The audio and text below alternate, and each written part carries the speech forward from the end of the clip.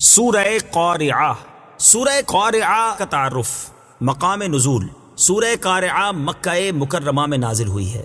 آیات، کلمات اور حروف کی تعداد: اس صورت میں ایک رکوع، 11 آیتیں، 36 کلمے اور 152 حروف ہیں۔ قارعہ نام رکھنے کی وجہ، قارعہ کا معنی ہے دل دہلا دینے والی، اور اس صورت کی پہلی آیت میں یہ لفظ موجود ہے۔ اس مناسبت سے اسے سورہ قارعہ کہتے ہیں۔ سورہ قارعہ کے مضامین۔ اس سورت کا مرکزی مضمون یہ ہے کہ اس میں قیامت کی ہولناکیاں بیان کی گئی ہیں، اور اس میں یہ مضامین بیان ہوئے ہیں۔ نمبر 1، اس سورت کی ابتدا میں بتایا گیا کہ قیامت کی دہشت اور سختی سے تمام لوگوں کے دل دہل جائیں گے، اور میدان قیامت میں لوگ پھیلے ہوئے پروانوں کی طرح ہوں گے، اور پہاڑ ریزہ ریزہ ہو کر دھنی ہوئی اون کے ریزوں کی طرح اڑیں گے۔ نمبر 2، اس سورت کے آخر میں بتایا گیا کہ جس کی نیکیوں کا ترازو بھاری ہوگا وہ تو جنت کی پسندیدہ زندگی میں ہوگا، اور جس کی نیکیوں کا ترازو ہلکا پڑے گا تو اس کا ٹھکانہ شعلے مارتی آگ ہاویہ ہوگا، جس میں انتہا کی سوزش اور تیزی ہے۔ سورہ عادیات کے ساتھ مناسبت۔ سورہ قارعہ کی اپنے سے ماقبل سورت عادیات کے ساتھ مناسبت یہ ہے کہ سورہ عادیات کے آخر میں قیامت کے اوصاف بیان کیے گئے، اور سورہ قارعہ میں قیامت کی ہولناکیاں بیان کی گئی ہیں۔ بسم اللہ الرحمن الرحیم۔ ترجمہ: اللہ کے نام سے شروع جو نہایت مہربان رحمت والا ہے۔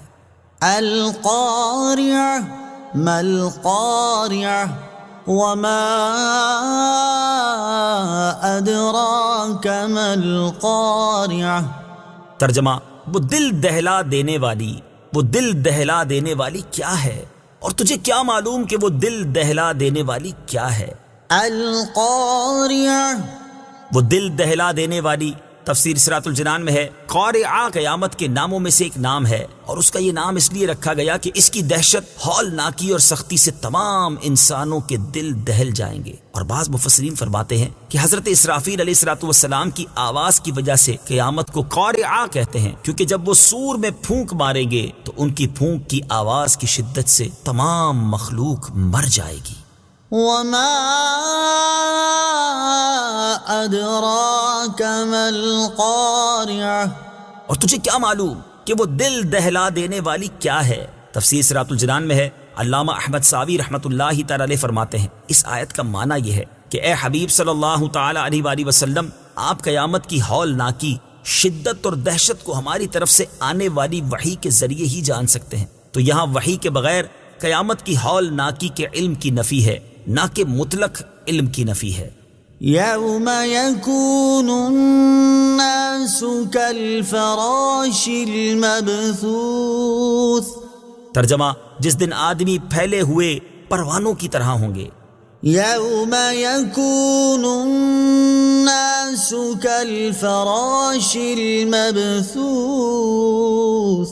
جس دن آدمی پھیلے ہوئے پروانوں کی طرح ہوں گے۔ تفسیر صراط الجنان میں ہے، یعنی جس طرح پروانے شعلے پر گرتے وقت منتشر ہوتے ہیں، اور ان کے لیے کوئی ایک جہت معین نہیں ہوتی، بلکہ ہر ایک دوسرے کے خلاف جہت سے جاتا ہے۔ یہی حال قیامت کے دن مخلوق کے انتشار کا ہوگا کہ جب انہیں قبروں سے اٹھایا جائے گا تو وہ پھیلے ہوئے پروانوں کی طرح منتشر ہوں گے، اور ہر ایک دوسرے کے خلاف جہت کی طرف جا رہا ہوگا۔ یاد رہے کہ اس آیت میں قبروں سے اٹھتے وقت مخلوق کے انتشار کو پھیلے ہوئے پروانوں کے ساتھ تشبیہ دی گئی ہے، جبکہ ان آیات یوم یدعو الداعی الی شیء نکر خش عن ابصارهم یخرجون من الاجداث کأنهم جراد منتشر۔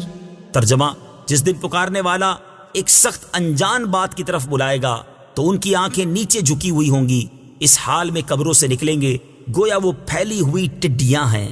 میں مخلوق کی کثرت کی وجہ سے انہیں پھیلی ہوئی ٹڈیوں سے تشبیہ دی گئی ہے۔ وَتَكُونُ الْجِبَالُ كَالْعِهْنِ الْمَنفُوشِ۔ ترجمہ: اور پہاڑ رنگ برنگی دھنکی ہوئی اون کی طرح ہو جائیں گے۔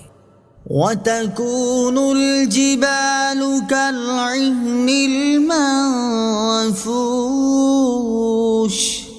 اور پہاڑ رنگ برنگی دھنکی ہوئی اون کی طرح ہو جائیں گے۔ تفسیر صراط الجنان میں ہے یعنی دل دہلا دینے والی قیامت کی ہولناکی اور دہشت سے بلند و بالا اور مضبوط ترین پہاڑوں کا یہ حال ہوگا کہ وہ ریزہ ریزہ ہو کر ہوا میں اس طرح اڑتے پھریں گے جس طرح رنگ برنگی اون کے ریزے دھنتے وقت ہوا میں اڑتے ہیں. تو اس وقت کمزور انسان کا حال کیا ہوگا؟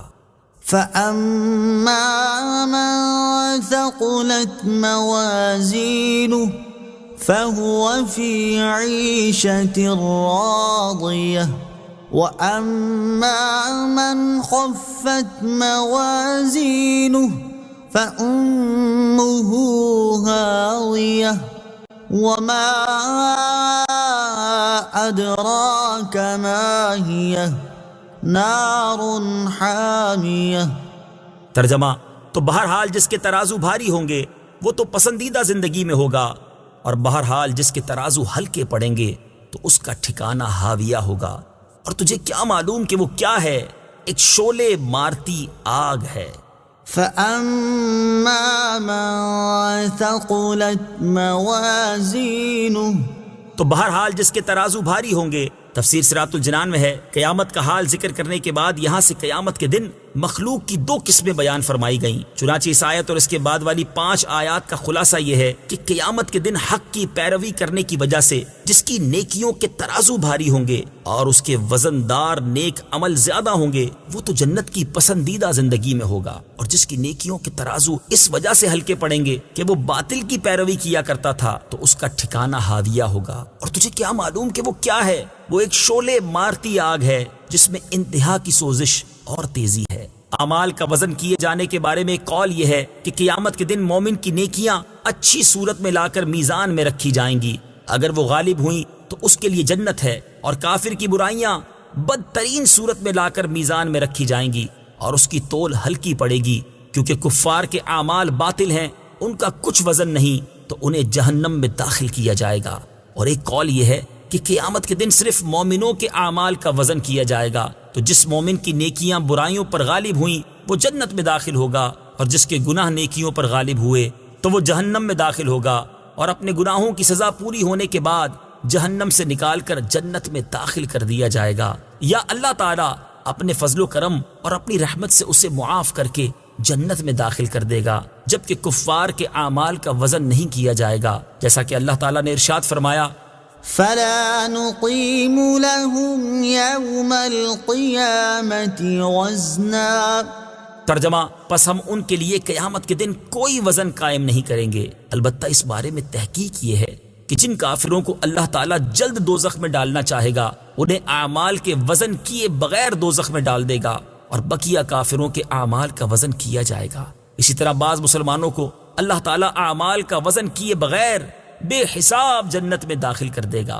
یہاں یہ بات ذہن نشین رہے. نمبر 1، قیامت کے دن میزان قائم کیا جانا اور اعمال کا وزن ہونا حق ہے. اللہ تعالیٰ ارشاد فرماتا ہے وَالْوَزْنُ يَوْمَئِذٍ الْحَقُّ فَمَنْ ثَقُلَتْ مَوَازِينُهُ فَأُولَئِكَ هُمُ الْمُفْلِحُونَ وَمَنْ خَفَّتْ مَوَازِينُهُ فَأُولَئِكَ الَّذِينَ خَسِرُوا أَنفُسَهُمْ بِمَا كَانُوا بِآيَاتِنَا يَظْلِمُونَ. ترجمہ: اور اس دن وزن کرنا ضرور برحق ہے، تو جن کے پلڑے بھاری ہوں گے تو وہی لوگ فلاح پانے والے ہوں گے، اور جن کے پلڑے ہلکے ہوں گے تو وہی لوگ ہیں جنہوں نے اپنی جانوں کو خسارے میں ڈالا اس وجہ سے کہ وہ ہماری آیتوں پر ظلم کیا کرتے تھے. صدق اللہ العظیم.